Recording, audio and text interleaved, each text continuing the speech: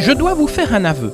J'ai toujours été quelqu'un de curieux et je me suis toujours intéressé au vécu des personnes qui m'entouraient. Cela me permettait de mieux les connaître et de les découvrir, ce qui, j'en suis sûr, est un réflexe généreux. S'intéresser aux autres facilite les relations avec ceux-ci. En créant, en 2018, le podcast natif Les Interviews d'Eric Cooper, j'avais le projet de partager avec tous et toutes le voyage que je faisais en découvrant la vie et les réalisations des personnes qui, à mon micro, racontaient une histoire, leur parcours de vie ou leur création. C'est sur le ton d'une simple conversation que se déroulent les interviews d'Eric Cooper. Le décor est simple.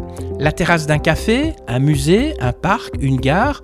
L'ambiance parfaite pour permettre à la conversation de se dérouler aisément. Le seul témoin de ces mots échangés, c'est le micro qui restituera fidèlement les échanges et les bruits extérieurs. L'auditeur ou l'auditrice n'assiste pas à cette conversation, mais si il ou elle ferme les yeux, il ou elle sera à mes côtés et grâce à son imagination, suivra l'interview pour découvrir de façon virtuelle l'acteur ou l'actrice du podcast qui pourra être une personne connue ou inconnue. J'espère que vous aurez un plaisir certain à écouter ce podcast et que vous vivrez un moment unique et hors du temps grâce à celui-ci. L'acteur du podcast d'aujourd'hui s'appelle Ibrahim Ba. Il a créé une association qui s'appelle TW Project. Mais attention, c'est bien plus qu'une association sportive. C'est un collectif de boxeurs et boxeuses amateurs qui, grâce à la boxe, luttent contre le harcèlement et les discriminations. Si vous voulez en savoir plus, eh bien, je vous propose d'écouter ce podcast. Et tout de suite, Ibrahim Ba va un petit peu se faire connaître à vous. Moi, je suis Ibrahim Ba de la TW Project. Et moi, mon parcours, je faisais la boxe avant, mais pas être professionnel. C'est juste un sport que j'aime faire. Et je l'ai fait quand j'étais en Afrique aussi, mais mes parents ne voulaient pas que je fasse de la boxe, mais je le faisais en cachette parce qu'ils ont vu ce qui est arrivé à Mohamed Ali. Donc, ils pensent que tout le monde peut avoir le même problème. Et après, j'ai jamais fait de compétition, mais c'est juste par passion que j'ai aimé ces sports et de le faire aujourd'hui et apprendre d'autres personnes. Et comment vous est venue l'idée de créer cette ASBL ? En fait, c'était période de Corona. Avant Corona, j'ai eu un accident de voiture. C'était tellement grave. Et je suis resté longtemps à la maison. Et après, il y a eu Corona, on était tous enfermés et on partait au parc. Et j'étais avec des amis, on faisait un peu de sport et tout. J'étais vraiment pas bien, la dépression avec cet accident.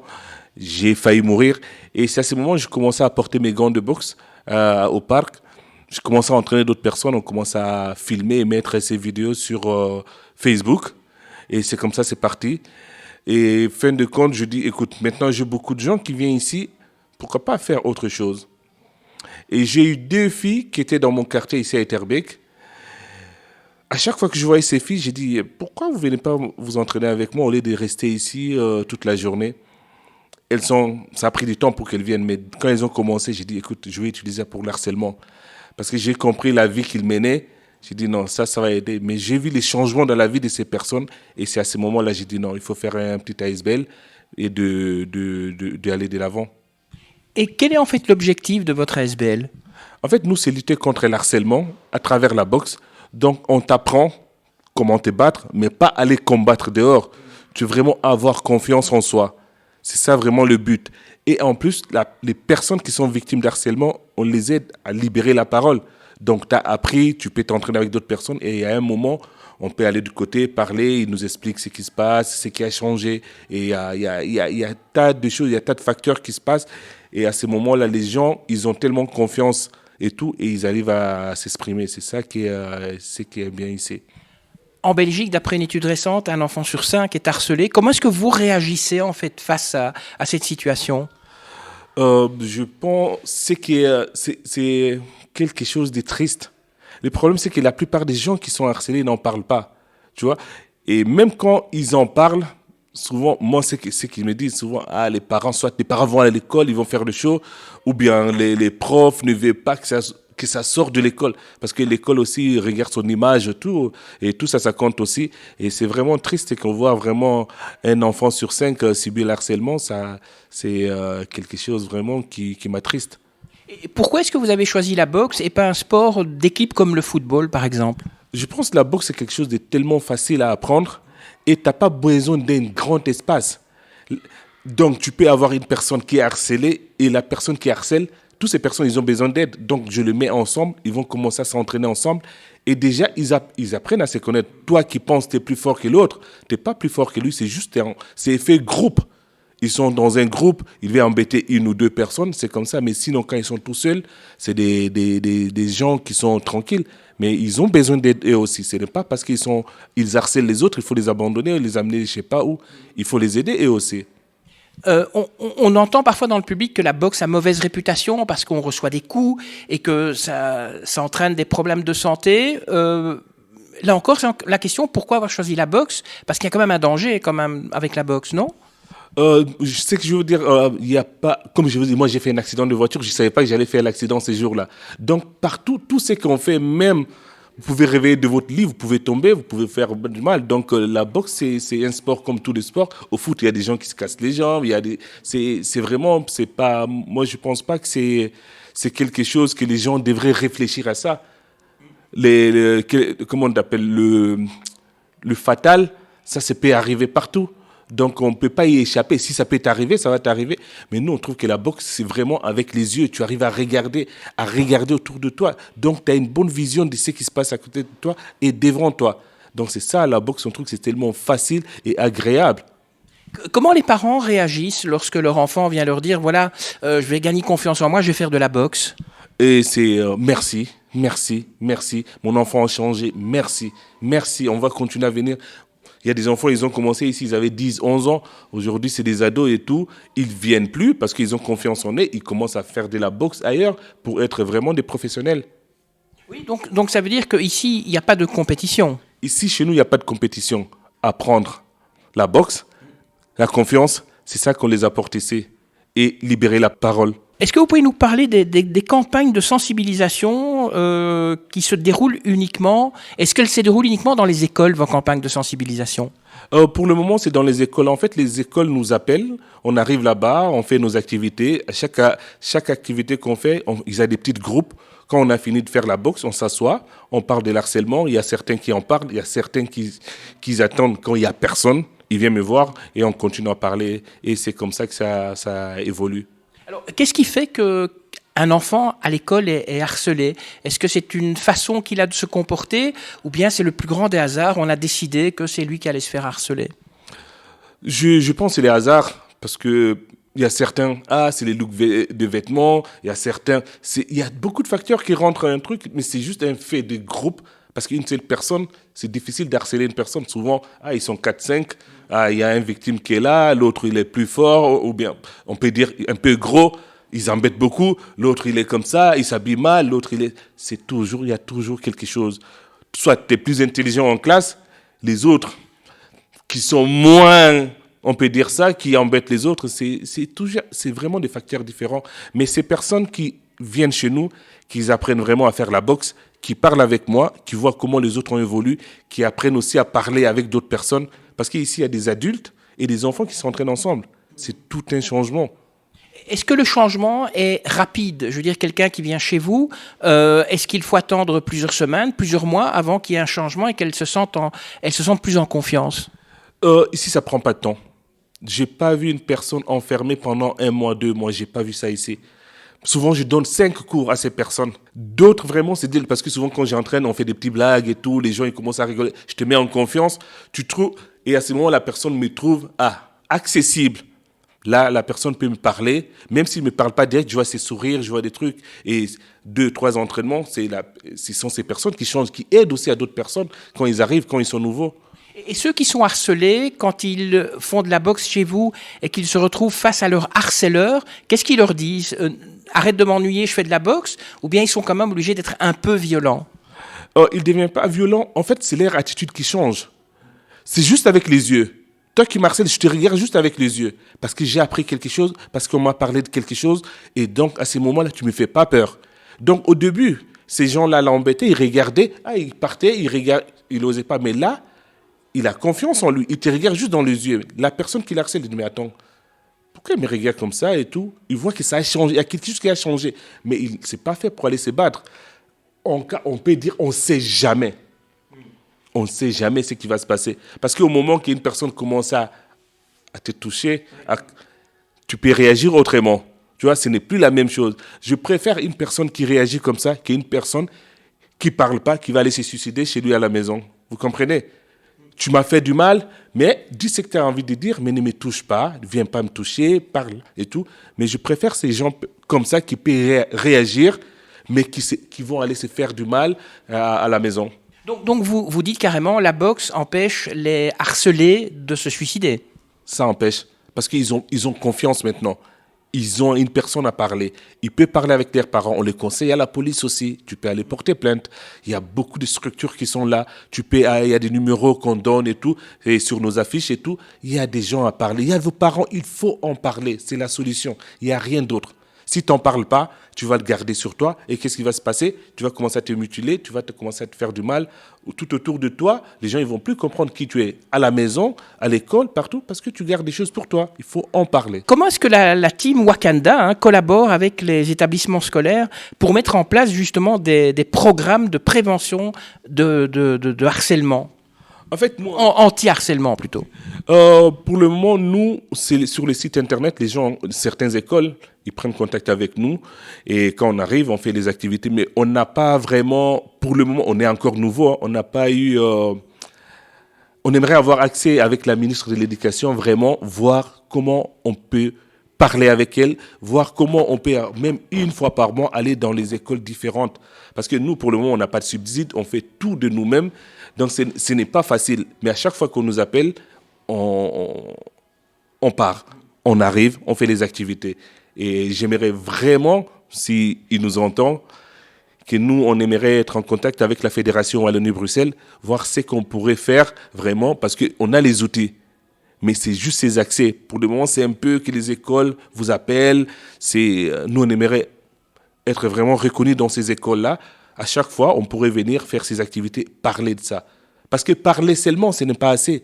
Mais à travers la boxe, les enfants, ils s'ouvrent autrement.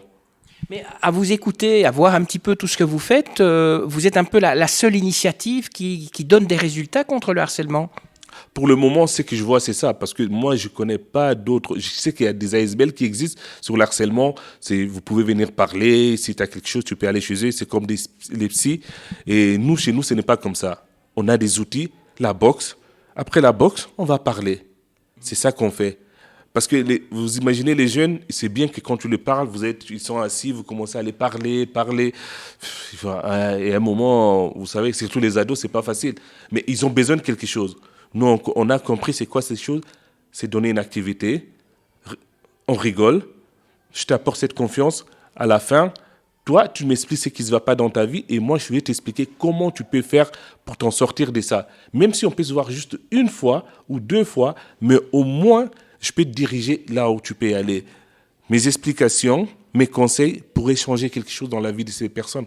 Parce qu'aujourd'hui, il y a beaucoup de familles qui sont dans des deuils parce que leurs enfants se sont suicidés. Vous voyez, c'est quelque chose qu'on entend souvent et ça me touche fort. On va parler de la condition physique, puisque de la boxe, ça entraîne quand même un entraînement de la condition physique. C'est quelque chose que aussi vous prenez en charge, leur condition physique, peut-être avant qu'ils viennent chez vous. Vous leur dites, ben voilà, ce serait bien que tu fasses un peu de jogging avant de venir chez nous pour être en forme, parce qu'ils s'entraînent peut-être pendant 1 heure ici, mais ça a l'air quand même assez dur, quoi, assez rude côté physique. Ouais, la boxe, c'est beaucoup de cardio. Moi, je ne dis jamais, vous pouvez aller courir, vous pouvez faire ça. Mais ce que je l'ai dit, ce que je dis souvent, écoutez, quand tu veux venir faire du sport, sois prêt mentalement. Si tu as envie de faire quelque chose en dehors, fais-le pour toi, pour le bien. Parce que déjà, le sport, ça apporte beaucoup de choses. Pas que la boxe. Tout le sport, quand tu fais du sport, ça t'apporte quelque chose de bien. Tu t'es dépensé mentalement, tu te dis, ouais, je me suis entraîné 3 fois par semaine. Là, dans le mental, c'est tout qui change. C'est ça. Ils s'entraînent aussi à la maison, ils ont des exercices à faire à la maison, des sortes de devoirs, je dirais. Ils n'ont pas d'exercices à faire, mais c'est juste parfois, il y en a certains que je dis, écoute, quand tu rentres à la maison, tu as fini de brosser tes dents, regarde juste comment tu diriges ta main. Parfois, ta main gauche, elle fait comme ça au lieu de comme ça. Tu vois, je les explique. Et quand tu te regardes, tu vois tes défauts.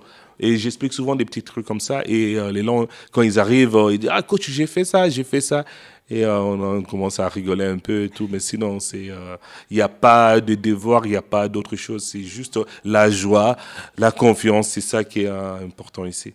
La boxe dans la bonne humeur. Et comment se déroule un entraînement? Dites-nous un petit peu. Donc, vos membres arrivent ici, vous les faites se chauffer. Comment ça se passe en fait? Quand ils arrivent, ici, on est au GC Malbec, on commence à 16h jusqu'à 18h. Donc, quand ils arrivent, on se dit bonjour et tout, on rigole un peu, on commence à être à l'école, ça et ça.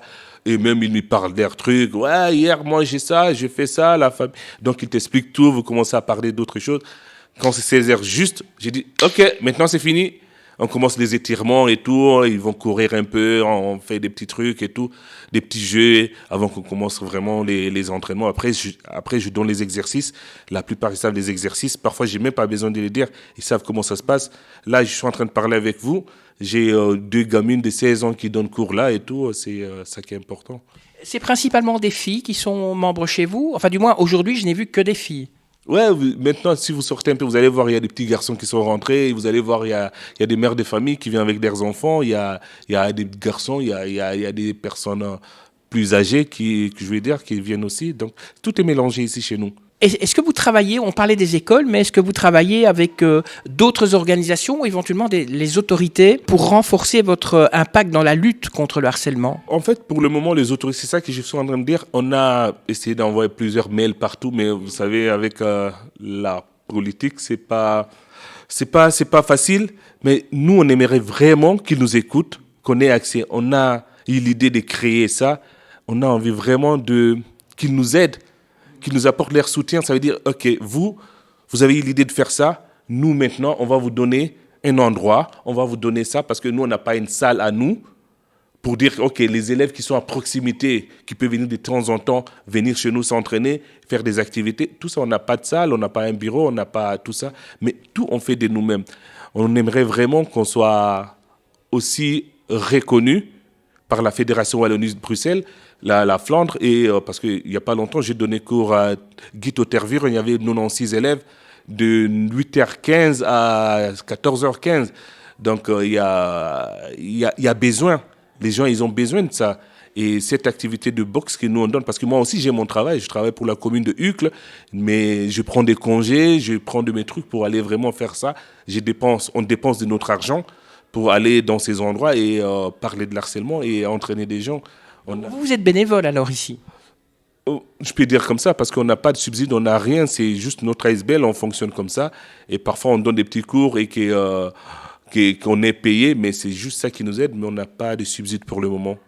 Alors, est-ce que vous avez des témoignages de jeunes ayant bénéficié de votre programme?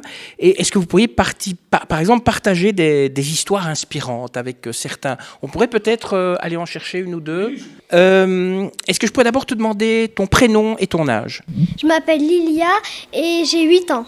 Alors, qu'est-ce qui a fait qu'un jour, tu es venu faire de la boxe ici? Comment est-ce que tu es arrivé ici, en fait? Parce que c'est ma mère qui m'a inscrit. Tu avais eu des problèmes à l'école. Explique un petit peu comment ça se passait à l'école. En fait, à chaque fois, il y en a qui disent que je suis plus amie avec moi. Et après, il refait la paix avec moi et je ne comprends pas pourquoi alors elles sont plus mon amie. Moi, j'ai dit je suis pas un jouet. Tu dis je suis mon amie ou tu es plus mon amie. Comment est-ce que tu te sentais en fait par rapport à ceux qui disaient d'abord qu'ils étaient ton ami et puis plus ton ami? En colère. Et le fait de faire de la boxe, ça t'a apporté quelque chose? Tu as vu un changement dans toi et peut-être dans les relations que tu avais avec tes amis? Oui, à chaque fois qu'ils disaient je suis plus ton ami, je joue avec quelqu'un d'autre. Et je joue plus jamais avec ces filles. Comme ça, il n'y a plus de disputes. Quand tu vois dans ta classe des élèves qui subissent un peu le harcèlement, tu leur suggères de venir ici. Qu'est-ce que tu leur dis? Tu leur dis simplement venez faire de la boxe? Je leur ai dit, si vous voulez, si vous avez des problèmes, vous pouvez venir faire de la boxe. Et toi, qu'est-ce que ça t'a apporté personnellement? Est-ce que tu es une personne différente, en fait, après avoir fait de la boxe? Oui. Comment? Qu'est-ce que tu as remarqué comme changement?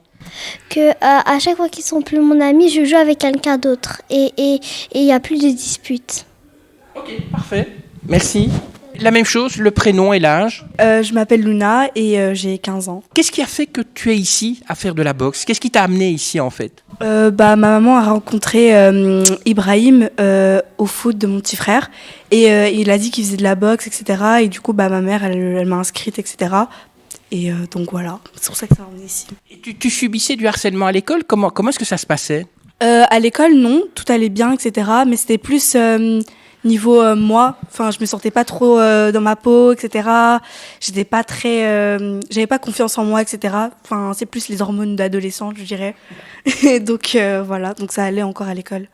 Mais le fait de faire de la boxe, qu'est-ce que ça t'a apporté? Est-ce que tu as remarqué des changements dans ton comportement, dans peut-être tes relations avec les autres?